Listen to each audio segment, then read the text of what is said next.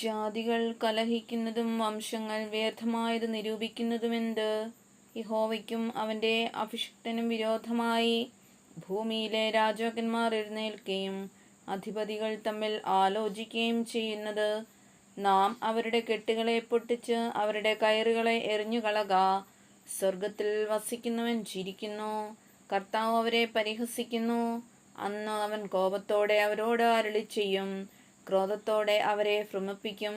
എൻ്റെ വിശുദ്ധ പർവ്വതമായ സിയോനിൽ ഞാൻ എൻ്റെ രാജാവിനെ വാഴിച്ചിരിക്കുന്നു. ഞാനൊരു നിർണയം പ്രസ്താവിക്കുന്നു. യഹോവ എന്നോട് അരുളിച്ചെയ്തത്, നീ എൻ്റെ പുത്രൻ, ഇന്ന് ഞാൻ നിന്നെ ജനിപ്പിച്ചിരിക്കുന്നു.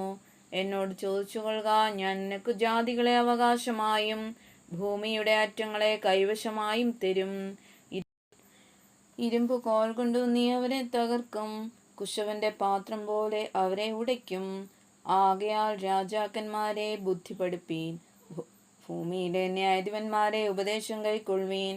ഭയത്തോടെ യഹോവയെ സേവിപ്പീൻ, വിറയലോടെ ഘോഷിച്ചുല്ലസിപ്പീൻ. അവൻ കോപിച്ചിട്ട് നിങ്ങൾ വഴിയിൽ വെച്ച് നശിക്കാതിരിപ്പാൻ പുത്രനെ ചുംബിപ്പീൻ. അവൻ്റെ കോപം ക്ഷണത്തിൽ ജ്വലിക്കും. അവനെ ശരണം പ്രാപിക്കുന്നവരൊക്കെയും ഭാഗ്യവാന്മാർ. ദൈവമേ, സ്തുതി നിനക്ക് യോഗ്യമാകുന്നു. ബാർക്കിമോർ.